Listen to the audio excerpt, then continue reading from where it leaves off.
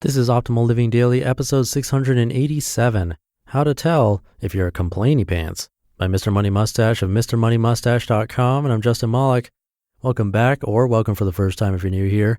This is where I simply narrate blogs for you, usually, sometimes books, all with permission from the authors. And before we get to today's post, in just 1 week, I'm doing a book drawing for someone random on my weekly newsletter mailing list to win a book from me.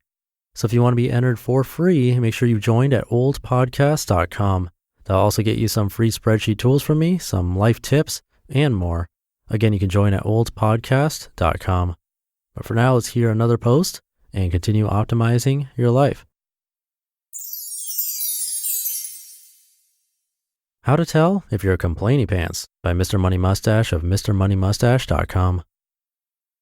When I read an article about an Olympic athlete who can swim further and faster than I can even run, I don't immediately find his blog and write a complaint that he is training too hard and failed to take into account time for commuting, chronic illnesses, or TV watching in his lifestyle. When I was a teenager sitting in the Max convenience store reading bodybuilding magazines that described the mindset and methods that allowed Arnold Schwarzenegger and Lee Haney to each win 7 consecutive Mr. Olympia titles, I didn't write to those muscular mustachians about why I couldn't accomplish those things either. When I read newspaper articles about the $50 billion that Warren Buffett has earned for his company by being the world's greatest investor for 50 straight years, I don't jump into the comments section along the general wussy populace and complain that Warren has led an evil life and doesn't understand the plight of the common man. And when I read Early Retirement Extreme, where Jacob has for several years described the mindset and techniques that allow him to live a very fulfilling life on about $7,000 per year, I don't angrily write him a comment about how he has failed to include certain mandatory expenses in American life and is therefore misleading his audience. And when their asses are saved by Superman, the people of Metropolis and the surrounding region don't get mad at him and say, well, fine, Superman, it was easy for you to freeze that lake with your breath and then fly it over to the burning oil refinery where it melted to cause rain to extinguish the fire. But what about all us regular firemen? We have warm breath and are stuck with standard firefighting equipment. We're going to post complaints on your blog. No, when I hear about someone who is doing something better than me, even if the details of his choices or genetic abilities differ slightly from my own strategy, I bow the down and respect his innovation and acknowledge that I have so far failed to achieve his level of badacity. Then I secretly try to learn from his success. Because of this tendency to want to learn from people who have unusual skills rather than try to talk them back down to my own level, I'm going to postulate that I am not too much of a complainypants. I already know that there are millions of people out there who are better than me in every measurable way, and I hope to continue to learn from them. And this ability to learn from, rather than become frustrated with, people who are good at various things, brings an extra dollop satisfaction to my life every day. Many of the non-complainers in the audience surely feel the same way.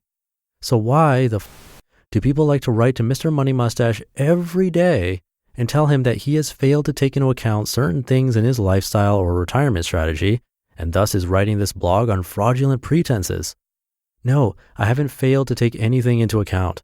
Yes, I am fully covered for inflation, education, health, fun, shelter, retirement, old age, and everything else that is easily foreseeable in a standard middle-class life. And yes, situations change, and I'm fully covered for changing situations as well, because of the exact same thing that covered me for the things you heard: adaptability. If your life situation changes, you can change your strategy. That's called solving a puzzle with your mind, which happens to be the most fun and useful thing you can do with your mind anyway. So why the is everybody afraid of unknown situations and change?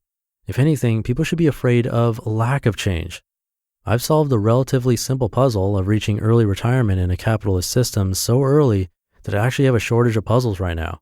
I'm struggling just a tiny bit with the lack of challenge in life, and as a result, I'm sitting here on a sunny weekday morning in my basement office with no shirt on like a lazy slob, typing to you, procrastinating on doing the second half of my workout. I should be out accomplishing something bigger right now. There's not enough change in my life, not enough puzzles to solve, and I'm about to get off my ass and find some new ones to tackle. So to get back to the point of this article, if you heard all this and chuckled and said, yeah, listen to Mr. Money Mustache telling it like it is again, I'm going to go solve a few of my own puzzles right now so I can wake up tomorrow even further ahead. Then congratulations, you are a mustachian, not a complainypants. If, on the other hand, you heard the paragraphs and stuck out your lower lip and said, oh, listen to that self-aggrandizing 30-something who has led a privileged life and doesn't understand real hardship like I do because of the following reasons I have it harder than him, then guess what? You are still a Complainypants. Keep working on it, sucker.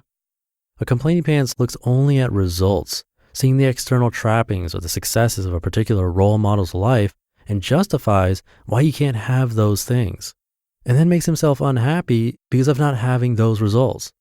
Instead, the Complainypants needs to think about the reward of puzzle solving. It's not the results that make you happy, it's the using of your own mind and skills to advance your own cause. You won't get any further telling me that I've failed to account for your particular life situation in my blog. You just listened to the post titled How to Tell If You're a Complainypants by Mr. Money Mustache of MrMoneyMustache.com. One last time, if you're part of my mailing list, you'll be entered to win a book in just 1 week on the first of the month, and it's totally free to join. Just come by oldpodcast.com and make sure you're getting the emails. You should receive the first one very shortly after joining. And that should do it for today. Happy Saturday. Hope you're having a great weekend, and I'll see you tomorrow where your optimal life awaits.